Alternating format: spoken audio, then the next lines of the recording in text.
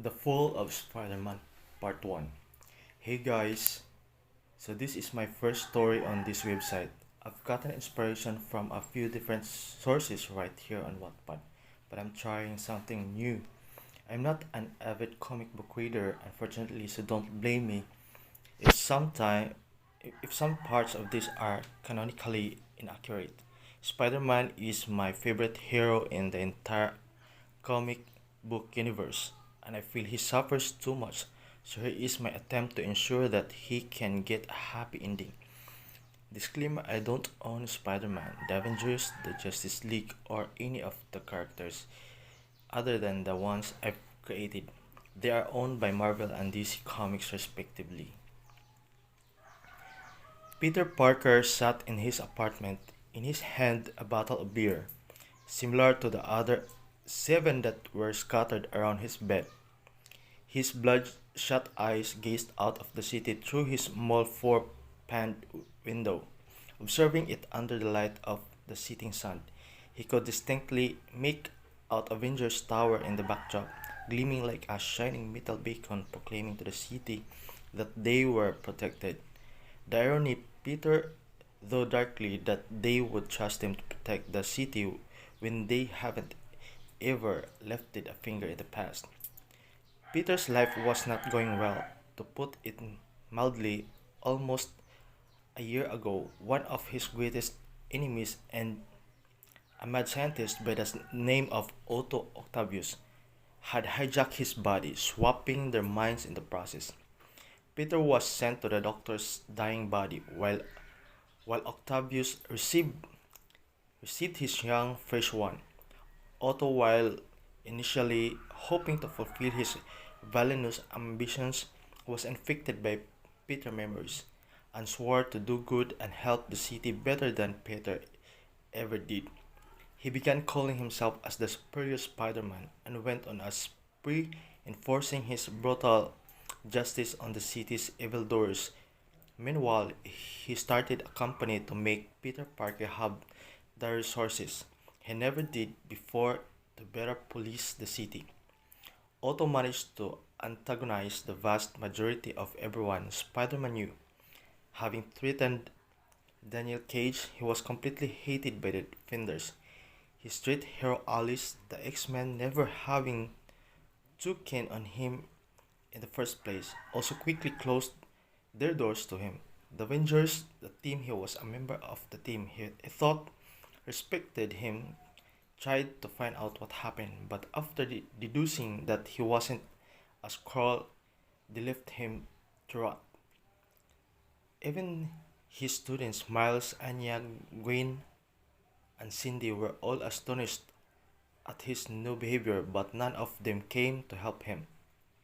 Eventually, it was Peter himself who managed to reassert control of his body in Otto's moment of weakness, ridding himself of the body's nature while simultaneously fighting the Green Goblin, perhaps his greatest enemy in yet another attempt to conquer the city.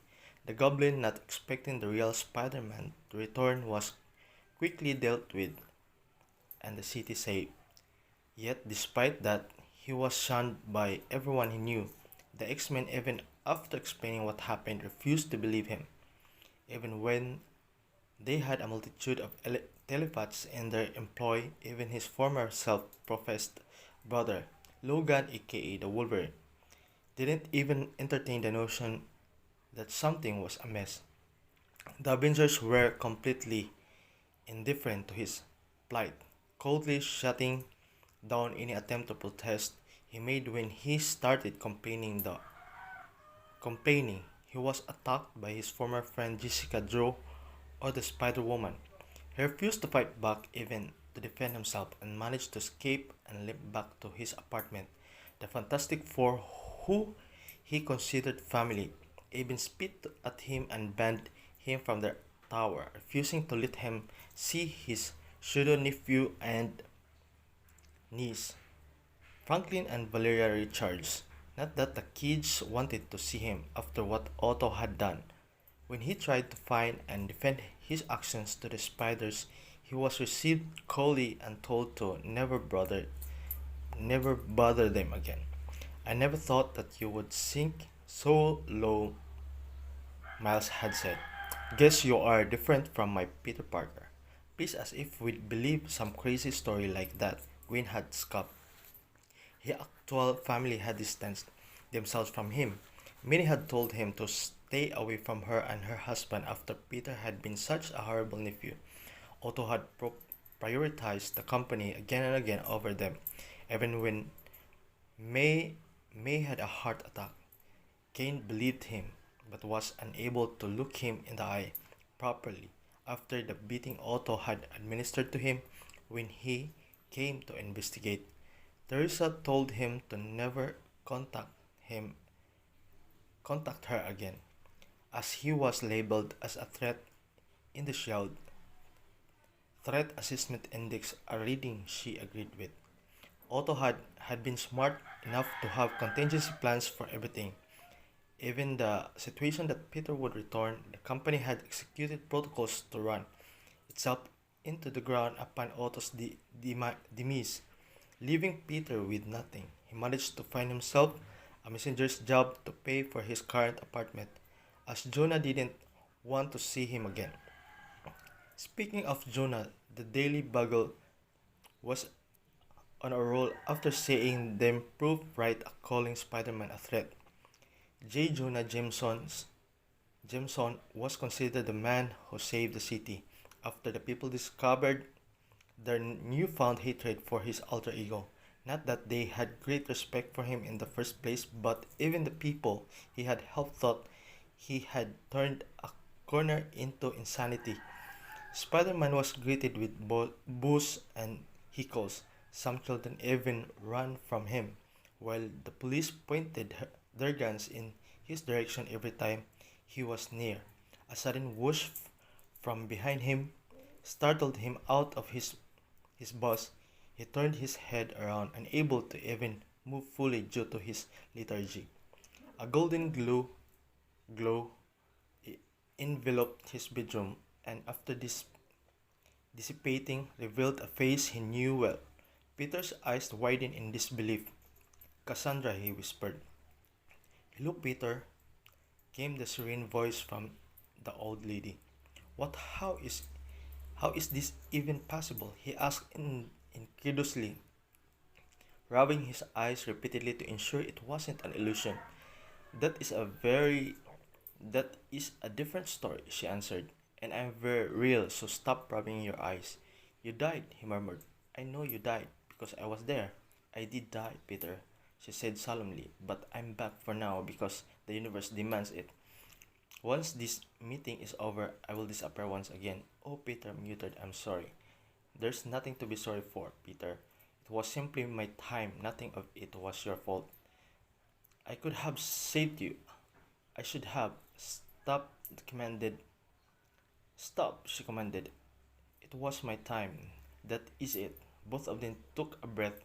"But the reason I've come is more grave," she said. "Okay, then." Peter held up a finger indicating that she should wait for a second. Before rushing to the bathroom and splashing water on his face, he dried his face and came back looking attentively at her. "A creature is coming, a kind of witch we have never seen before in this universe. It is a monster that even the Master Weaver has not been able to fully observe. It is coming here, and we have determined that it is your destiny to face it."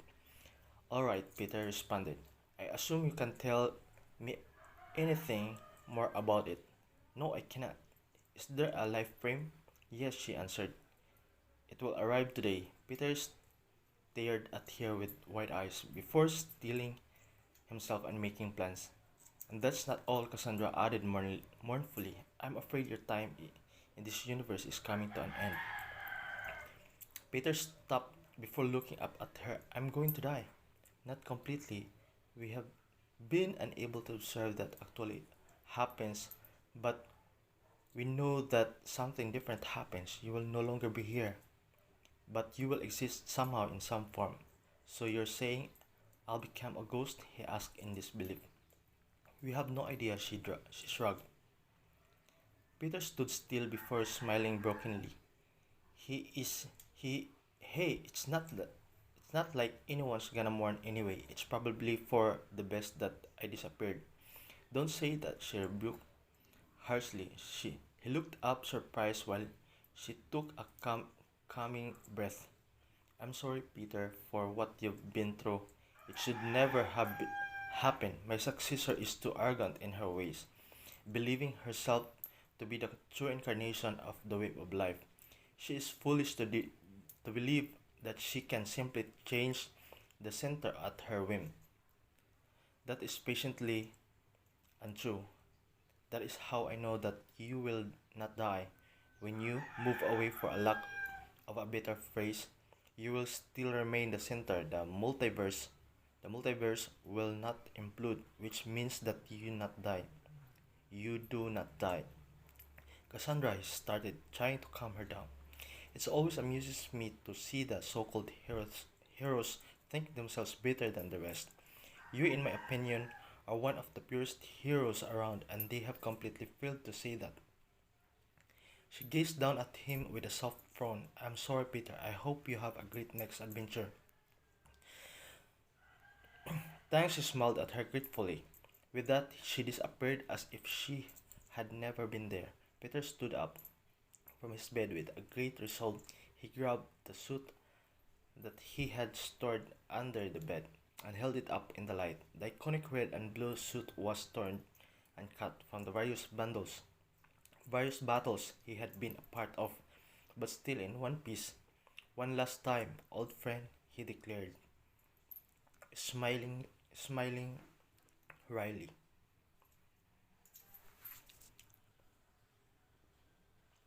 So, hey guys, don't forget to tell what you think, alright? I want to hear your comments below before we go to the next chapter.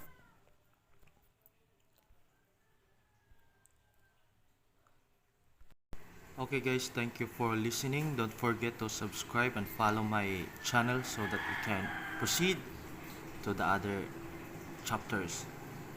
So I know